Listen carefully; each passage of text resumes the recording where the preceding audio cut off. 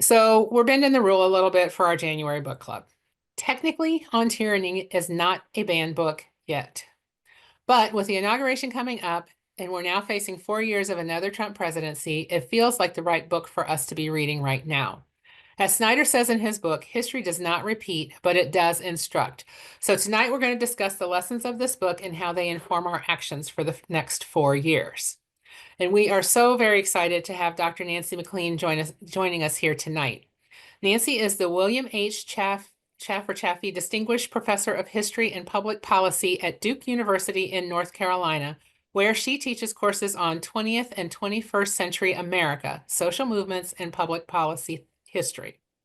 She's an award-winning scholar of the 20th century United States, whose most recent book, Democracy in Chains: The Deep History of the Radical Right's Stealth Plan for America, has been described by Publishers Weekly as a thoroughly researched and gripping narrative and a feat of American intellectual and political history. Booklist called it perhaps the best explanation to date of the roots of the political divide that threatened to irrevocably alter American government. So, Nancy, thank you so much for joining us tonight, and we are so very excited that you're here. So it is so good to be with you all. I am so impressed with the work that Red, Wine, and Blue has been doing these last several years. And you did amazing work in North Carolina. I see my friend Janice Robertson out there, who is our state organizer. And thanks to the amazing work of Red, Wine, and Blue and others on the ground, even though we lost the presidential race, we won very important statewide offices and achieved the goal of breaking the Republican supermajority so that the governor's veto applies. We have a Supreme Court seat that Allison Riggs won. It's still being contested by the authoritarians on the other side, but a lot has happened. And I think one of the most important things going forward is to be together with good people who share your values and your commitments. So I'm just thrilled to be with you. And I get so high going through the chat and looking at all the places represented here. Just the geographical range is fantastic. And so just want to say that it's a pleasure to be with you. Oh, well, we are so thrilled to have you. So let's jump right in with these Okay. questions. So what's your definition of tyranny? Well, my definition of tyranny is what we're about to experience, which we know is coming. But I realize that's not a satisfactory definition. So I thought I would have a little fun and pull out my Oxford English Dictionary. Mhm. And very, very handy here. And of course, it comes from the Greek roots. It's originally a Greek term.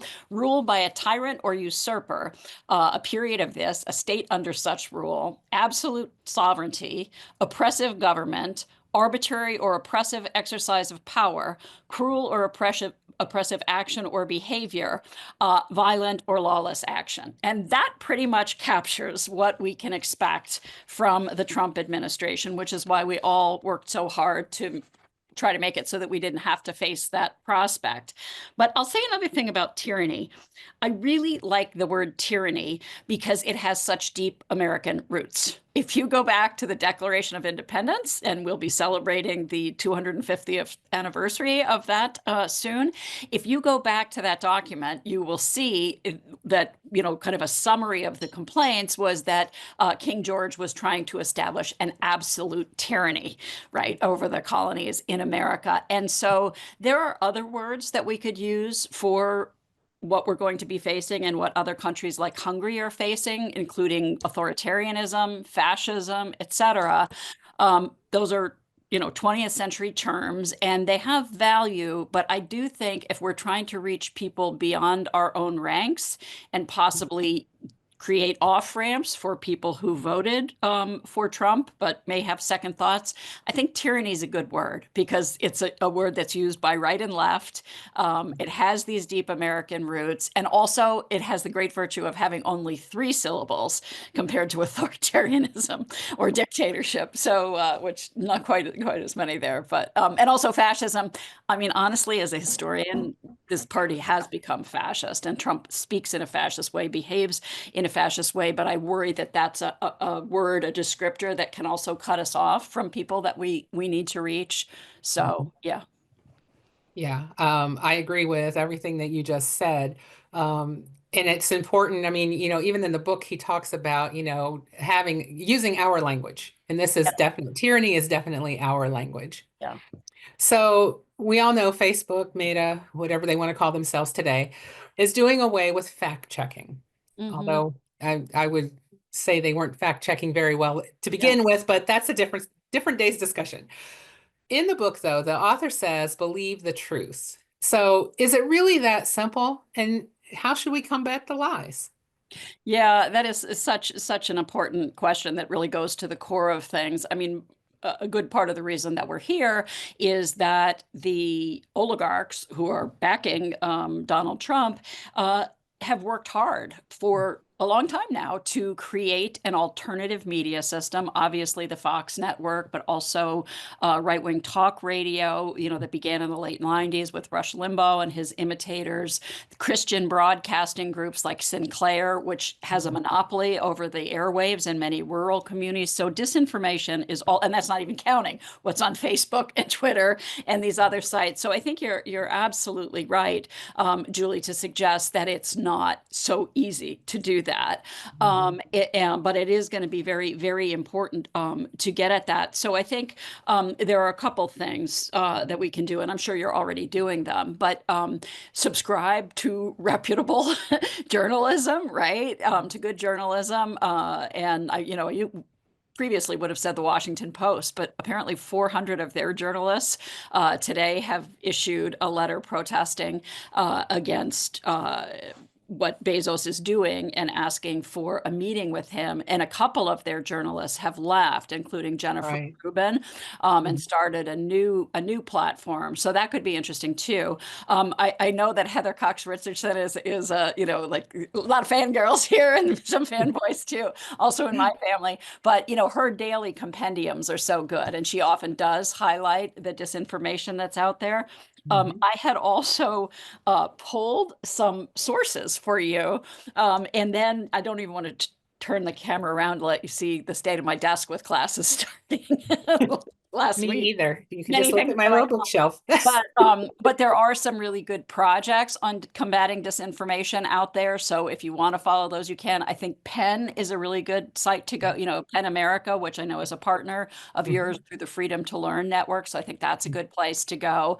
But yeah, I mean, really checking information is crucial. And then you all know how to have conversations with people that you're trying to persuade who are Yeah. subject to disinformation. So I've actually learned from you on that. Yeah. I mean, and we will continue to have those trainings as well, because I think that they're critical in this time.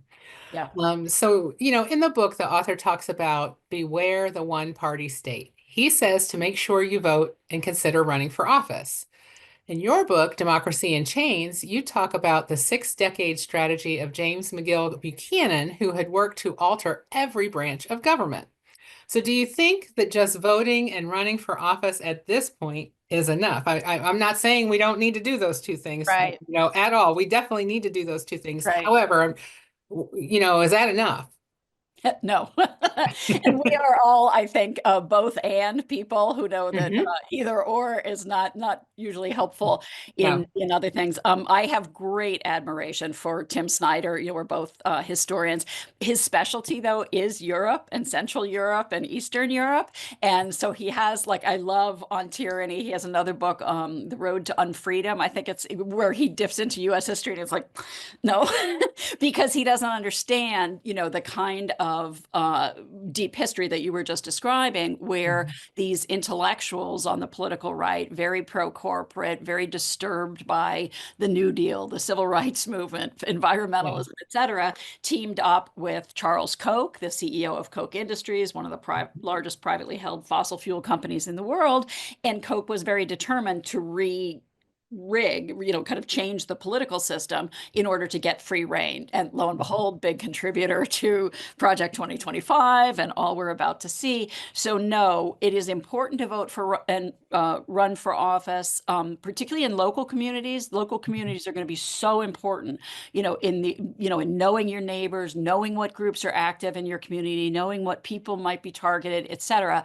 That's really important. And it's important that we develop leaders right? We're going to need lots more leaders. So, becoming a candidate, getting candidate training, learning to do public speaking, all of that is important.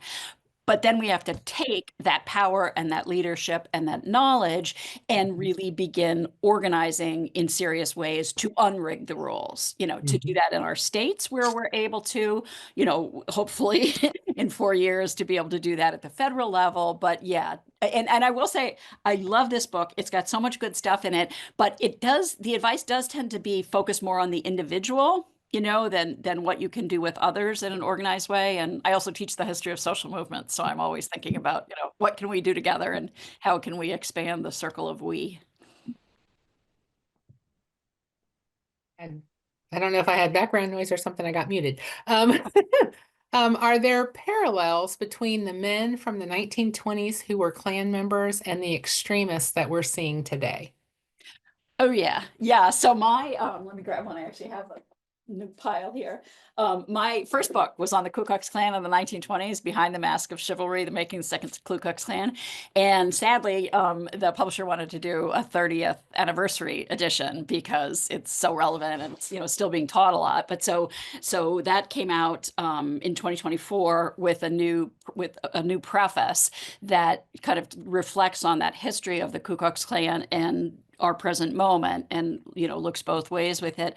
But what you saw in the 1920s with the biggest mass fascist movement in America before MAGA, is that at its core was these white Protestant men who felt very threatened by a changing world, right? They were fearful of, economic consolidation, and the, growing power of corporations. They were fearful of a labor movement and strikes. They were fearful of the women in their own households showing more autonomy, cutting their hair, daughters going out dancing, having boyfriends. They were afraid of the Black civil rights movement, which was actually, beginning in 1909 was the NAACP. And then there was a huge surge of organizing during and after World War I. So they were determined to crush that, also deeply anti-Semitic.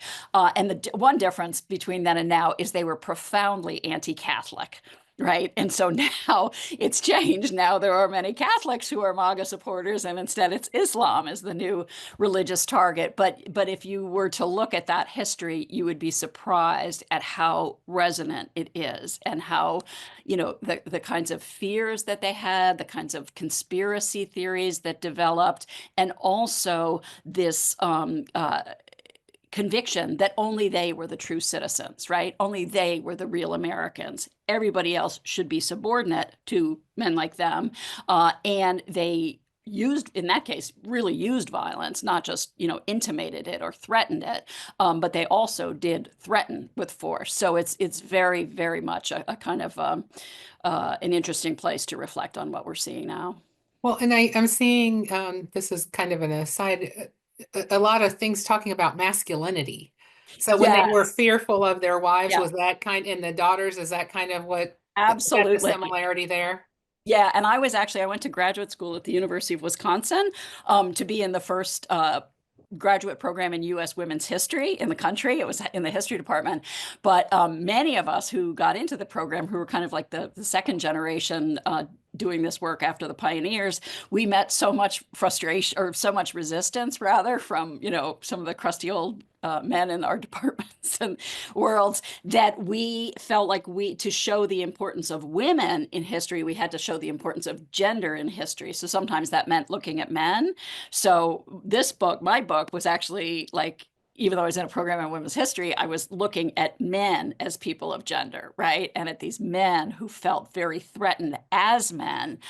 So thank you for asking that, because it really speaks to this whole kind of cult of masculinity that the right has taken. And we now know how much they were targeting young men in particular online. So yes, those issues are very resonant too.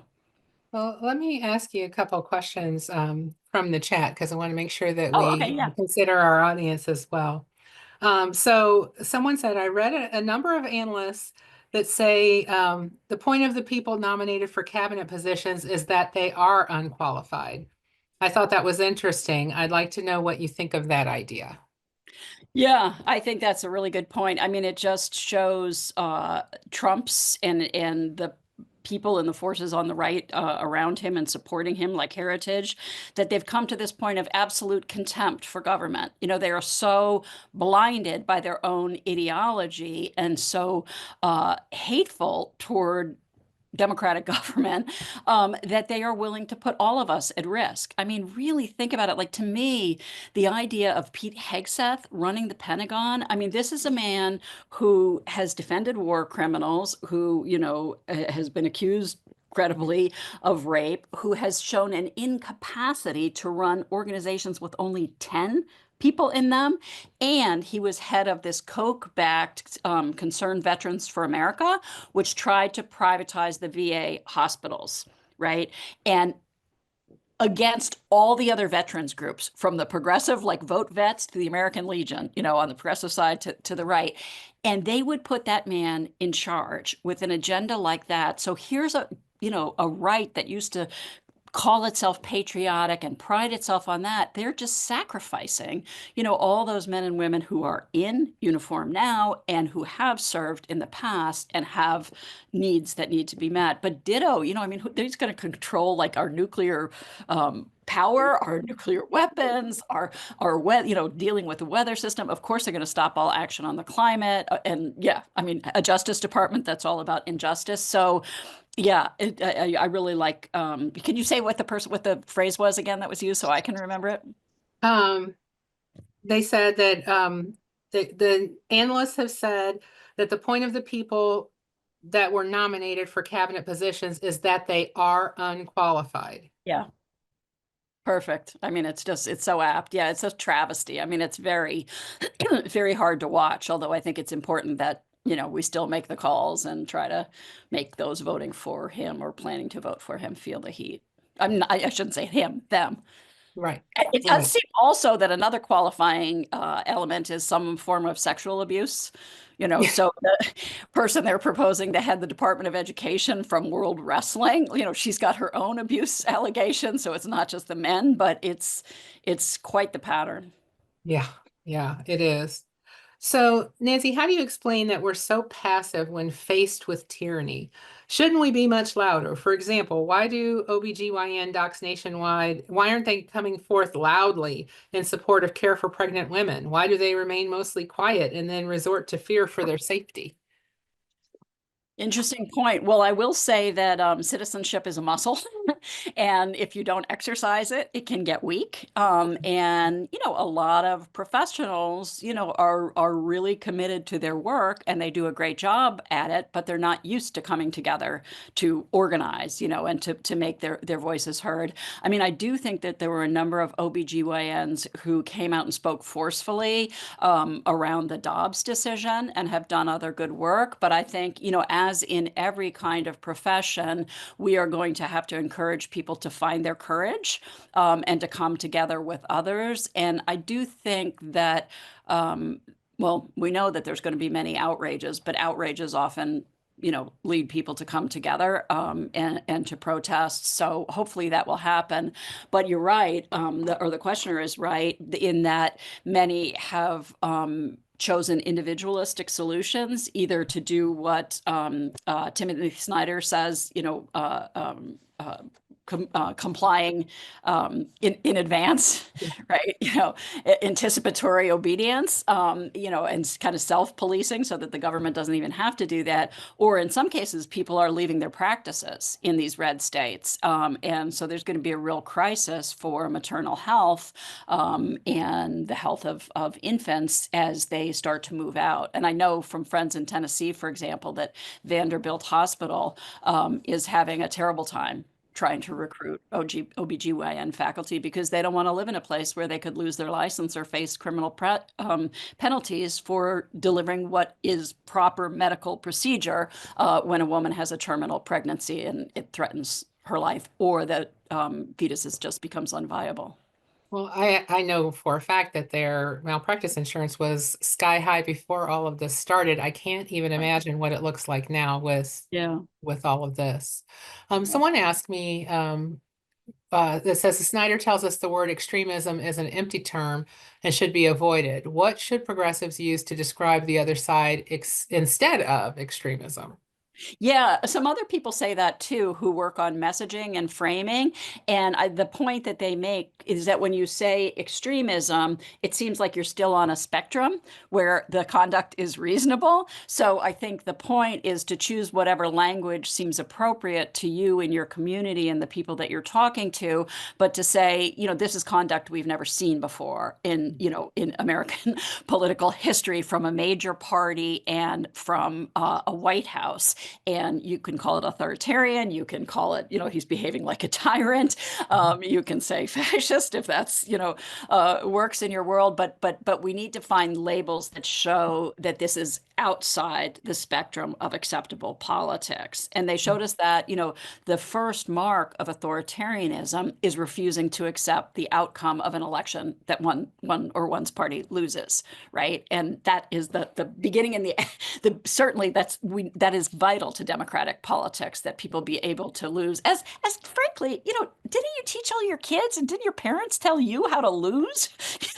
That was part of character, right? Accept a loss, be gracious, and go forward and try to do better the next time. But now we have these grown men behaving like, anyway. But so yeah, I think that is a good point, that extremism is not helpful, and it's much more helpful to be specific, more specific in the term, but also and always to help people understand how this bad behavior will impact their lives.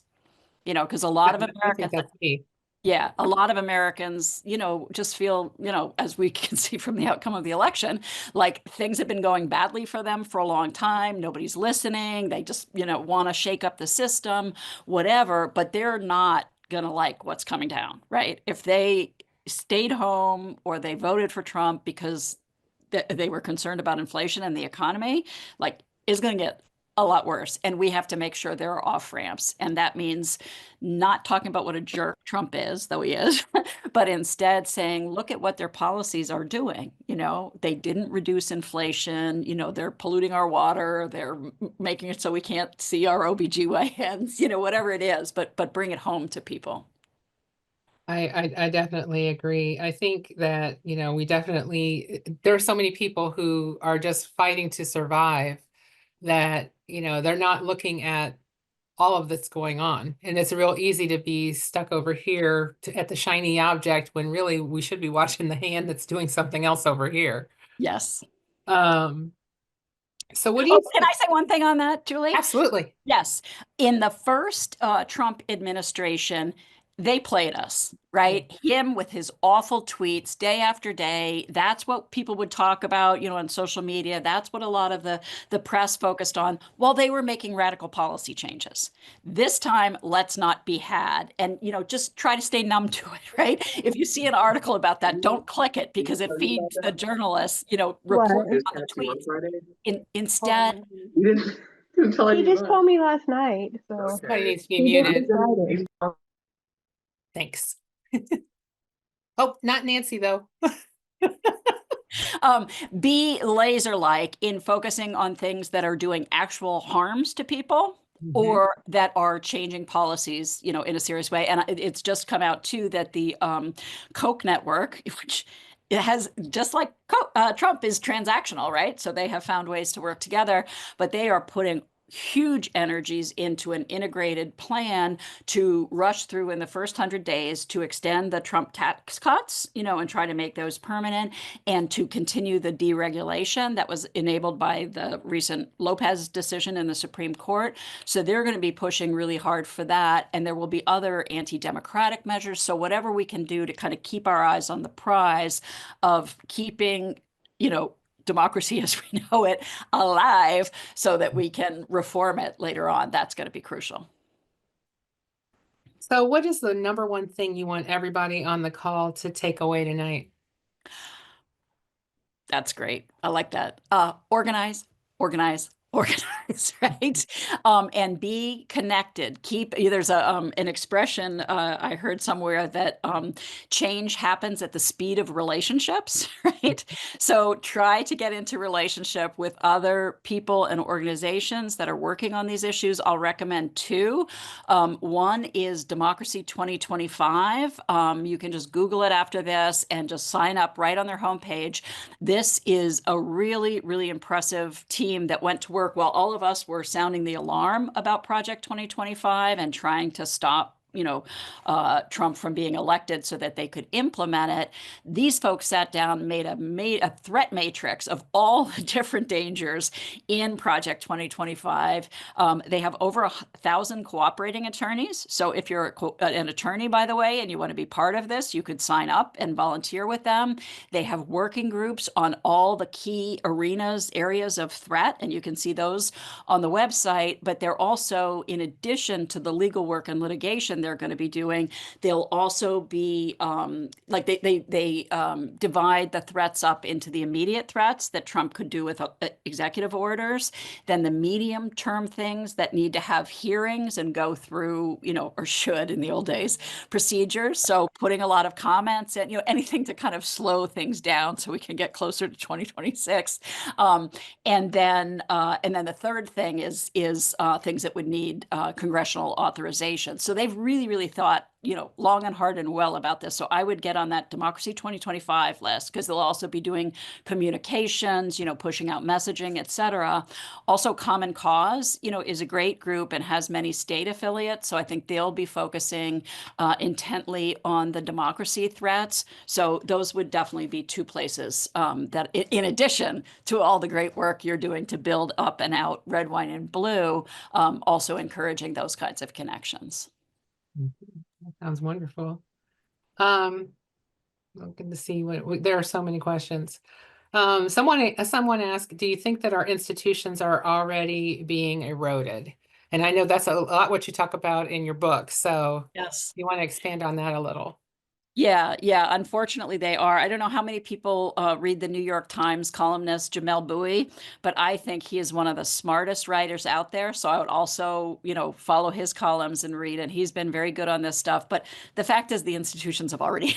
They haven't failed completely, but they've faltered profoundly, right? Not least because so many states have been captured by, authoritarian actors, but also the Supreme Court. I mean, the media failed us very badly.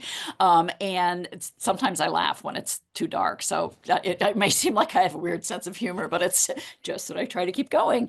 But the other biggest fail, of course, is the Supreme Court, that it was captured by this alliance of oligarchs, particularly from the fossil fuel sector, who want to stop action on climate change, but are also libertarian ideologues, but also the Christian nationalists they depend on for votes. So this Roberts 6 majority on the court is so right-wing. I mean, it's to the right of 90% of Americans. That was 4 years ago, that datum came out, including Republicans. Now, of course, it's even worse. But so there will be a lot of focus on the courts and on the way that they essentially carried out a judicial coup. I mean, Trump would not have been a viable candidate had the Supreme Court majority not sat on that case, slowed it down, kept it from coming, to trial before the election so that people could see that again. Because it was really clear after January 6th, people thought that this was appalling, that it was awful. When they watched the hearings, people were doing focus groups and polling. Like, if he had been convicted by a jury, this would have been a whole different ballgame. And the Roberts 6 prevented that from happening because they want to see their judicial program go through. So there's also, for people who are in the legal world or know people who are, there's a group called Court Accountability that's worth looking into, and they're tracking a lot of that and dealing with a lot of that. So I guess I'm back to my organize, because, and I mentioned Jamel Bouie, and then I forgot to explain why. So he's done a number of really excellent pieces since the election, but in one of them, he said basically that the institutions have already failed us, and the question is the choices. that individuals will make, right? And that we as actors in all kinds of domains will make. And I think that's really powerful, that it's down to the choices that actors make. I agree. Let's see. Are there any backups for us inside the government? Yes. Well, one of the things that's so impressive about the work that Democracy 2025 is doing, well, first of all, we have people like Jamie Raskin, right? Who are really powerful voices, and AOC and, Bernie, and I wish we still had Sherrod Brown, Sheldon Whitehouse.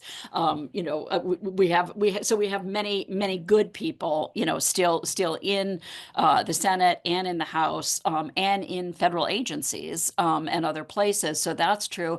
But we should also, and it was interesting to me to see, where people are coming from in thinking about this.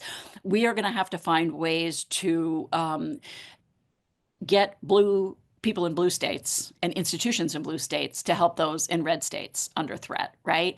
And so one of the things Democracy 2025 is doing is leveraging the power of elected officials in blue states. So you probably heard Governor Pritzker in Illinois saying, if anybody comes and tries to take, people from my state, they have to go through me first. So there's a lot of work going on behind the scenes, I think, to try to protect what can be protected, in these last days in the federal government, but also to think really creatively and strategically about how to use power from other states and other places and other institutions. Like I was on a call with faculty from other places, including really embattled places like Texas.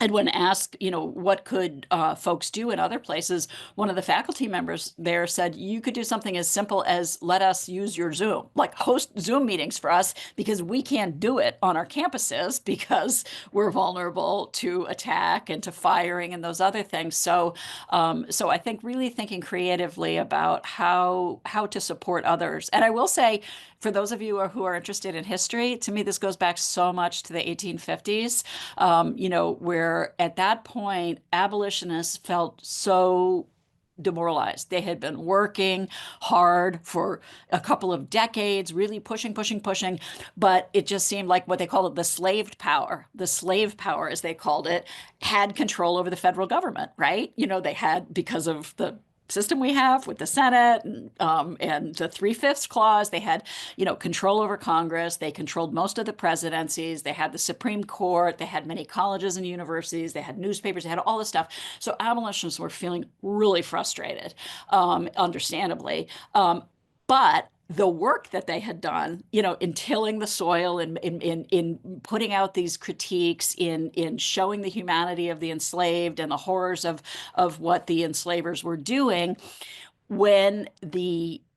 in the 1850s, the slaveocracy, as they also called it, started to get much more aggressive, just like we're seeing now, right? Like they started, they prevented what we would call blue states of their time, northern states from, they tried to abrogate their personal liberty laws. They tried to force them with the Fugitive Slave Act into becoming aides to these bounty hunters for the, plantation owners who were trapping refugees from slavery, but also free Black people. If you've ever seen 12 Years a Slave, that film, you'll see that.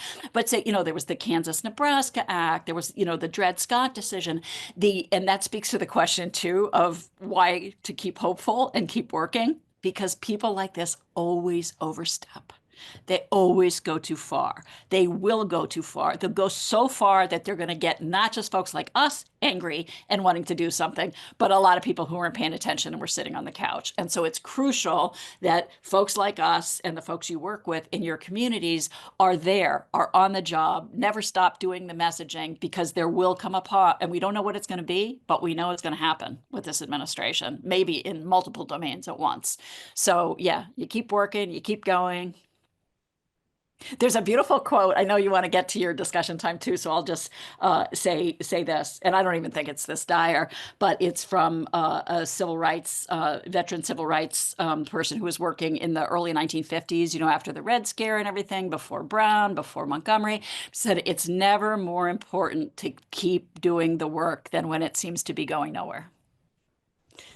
So And I That's think we are, you fantastic. can see that we are going somewhere, but but even though it feels like it's not getting through, historical change is very, very complicated, and you can have a lot of big setbacks before you go forward. But I still believe we can, and I hold on to that. And I know the potential of this country and of folks like you. So Well, that seems like a really great yeah. place to stop. And I have just really enjoyed this conversation, and so have folks in the chat. Your information and your insight is just so valuable. And I think it breaks it down for folks who might not know the history that, Yeah.